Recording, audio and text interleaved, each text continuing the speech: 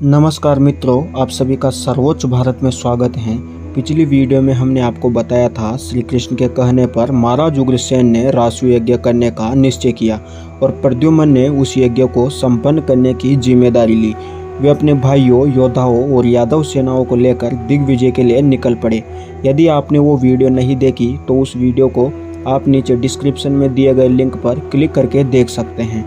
आज की वीडियो में जानेंगे दिग्विजय के दौरान प्रद्युम्न का सामना किन किन राजाओं से हुआ।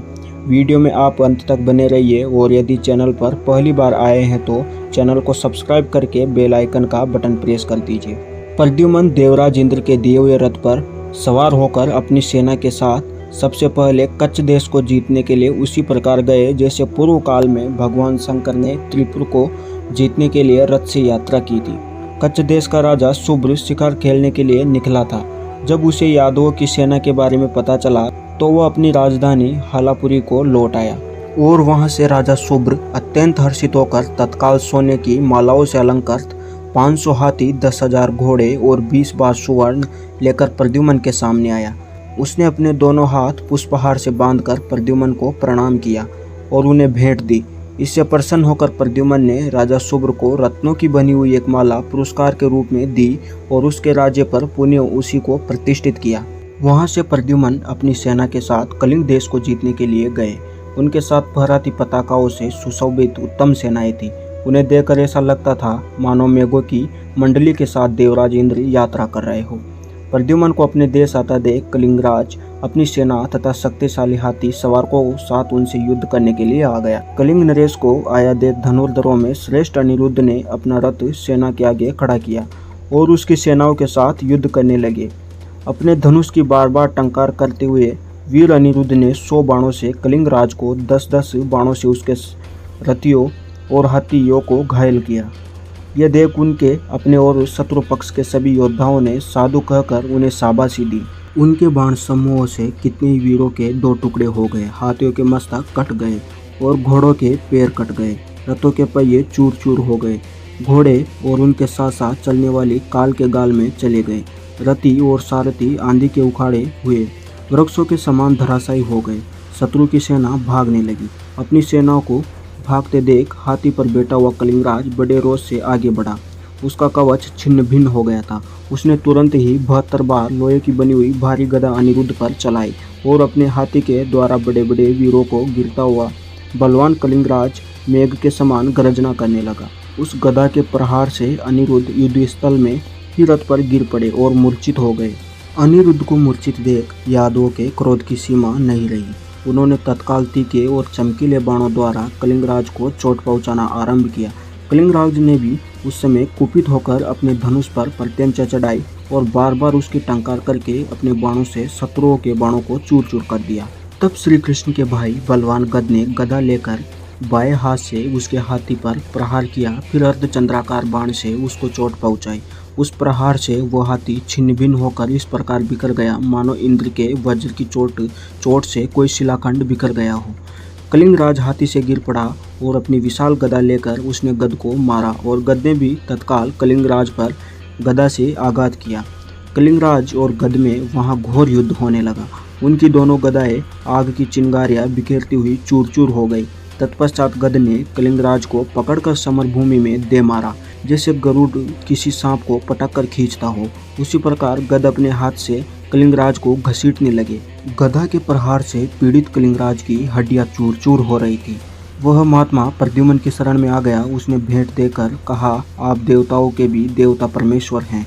कुपित हुए यमराज की भांति आपके आक्रमण को पृथ्वी पर कौन सह सकता है। इस प्रकार कलिंगराज पर विजय पाकर प्रद्युम्न मारवाड़ देश में गए। मारवाड़ देश का राजा गए पर्वतीय दुर्ग में रहता था। उसकी स्थिति जानकर प्रद्युम्न ने उसके पास उद्धव को भेजा। बुद्धिमानों में श्रेष्ठ उद्धव गिरि दुर्ग में गए और राजसभा में प्रवेश करके गए से बोले, महामते नरेश, मेरी बात सुनिए। यादवों के स्वामी महाराज राजेश्वर उग्रसेन जम्बूद्वीप के राजाओं को जीतकर रासु यज्ञ करेंगे। साक्षात परिपूर्णतम भगवान श्री कृष्ण जो असंख्य ब्रह्मांडों के अधिपति हैं, उन्होंने ही धनुर्धरों में श्रेष्ठ साक्षात प्रद्युम्न को यहाँ भेजा है। आप यदि अपने कुल का कुशल क्षेम चाहे तो शीघ्र भेंट लेकर उनके पास चले। यह सुनकर शौर्य और पराक्रम में मद से उन्मत्त रहने वाले राजा गय ने कुपित होकर उद्धव से कहा, महामते, मैं युद्ध किए बिना उनके लिए भेंट नहीं दूंगा। आप जैसे यादव लोग अभी थोड़े ही दिनों में वृद्धि को प्राप्त हुए हैं, नए धनी हैं। उसके यूँ कहने पर उद्धव जी ने प्रद्युम्न के पास आकर समस्त यादवों के सामने राजा गय की कही हुई बात दोहरा दी। फिर तो उसी समय प्रद्युम्न ने गिरिदुर्ग पर आक्रमण किया। राजा गय 2 अक्षौणी सेनाओं के साथ युद्ध के लिए निकला। गय के सैनिकों को यादवों के साथ घोर युद्ध हुआ। रथी रथियों के साथ, बड़े बड़े गजराजों के साथ, घुड़सवारों के साथ परस्पर युद्ध करने लगे। गए के सैनिक यादवों से परास्त हो अपना अपना रथ छोड़कर सबके सब दसों दिशाओं में भागने लगे। अपनी सेना के पलायन करने पर महाबली गए बार बार धनुष की टंकार करता हुआ अकेला युद्ध के लिए आगे बढ़ा। श्री कृष्ण के पुत्र दीप्तिमान ने धनुष से छोड़े हुए बाणों से शत्रु के घोड़ों को मार डाला। एक बाण से सारथी को नष्ट करके 2 बाणों से उसकी ऊंची ध्वजा काट डाली। 20 बाणों से रथ को तोड़ फोड़ कर 5 बाणों से उसके कवच को छिन्न भिन्न कर दिया। फिर महाबली दीप्तिमान ने 100 बाण मारकर गए के धनुष को भी खंडित कर दिया। गए ने दूसरे धनुष को लेकर 20 बाणों द्वारा श्री कृष्ण पुत्र दीप्तिमान को घायल कर दिया। फिर वह बलवान वीर मेघ के समान गर्जना करने लगा।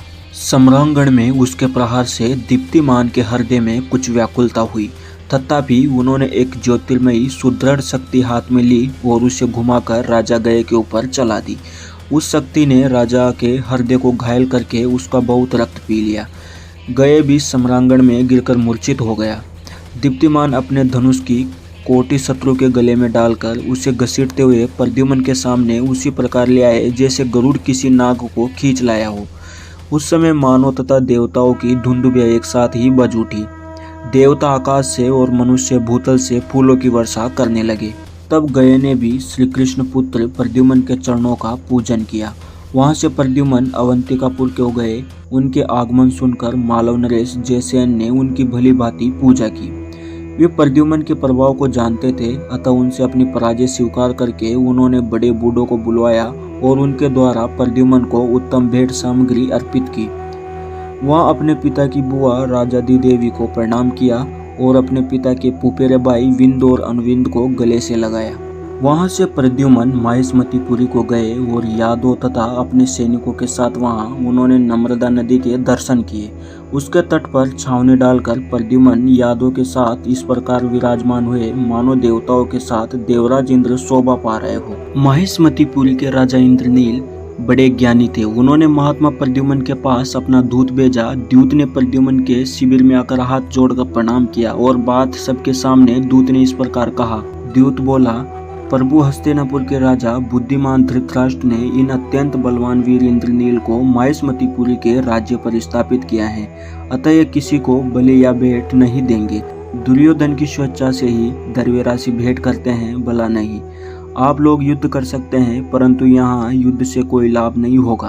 दूत की बात सुनकर प्रद्युम्न ने कहा, दूत, जैसे राजा गए और कलिंग राज ने अपमानित होने पर भेंट दी, उसी तरह यहाँ के राजा भी पराजित होकर भेंट देंगे।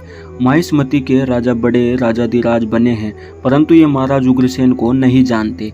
यह सुनकर दूत ने तत्काल वहाँ से जाकर राजसभा में माहिष्मतीपति से प्रद्युम्न की कही हुई बात कह सुनाई।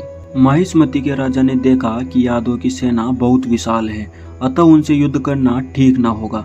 इसलिए वे 5000 हाथी, 1 लाख घोड़े और 10,000 विजयशील रथ लेकर निकले और महात्मा प्रद्युम्न से मिलकर वह सब कुछ उन्हें भेंट कर दिया। प्रद्युम्न ने माहिष्मती के राजा को जीतकर अपनी विशाल सेना के साथ गुजरात के राजा के यहाँ गए।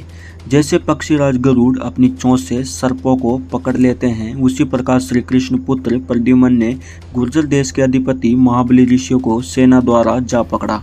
उनसे तत्काल भेंट वसूल करके प्रद्युम्न अपनी विशाल वाहिनी सेना लेकर चेदी पहुँचे। वहाँ के राजा दमघोष प्रद्युम्न के पितामह वसुदेव के बहनोई थे। दमघोष का पुत्र शिशुपाल था जो श्री कृष्ण से बैर रखता था। अगली वीडियो में हम जानेंगे क्या हुआ जब प्रद्युम्न अपनी सेना के साथ अपने पिता के सगे संबंधियों के देश पहुंचे। आज की वीडियो में इतना ही। वीडियो पसंद आई हो तो वीडियो को लाइक करें, चैनल को सब्सक्राइब करके बेल आइकन का बटन प्रेस करें।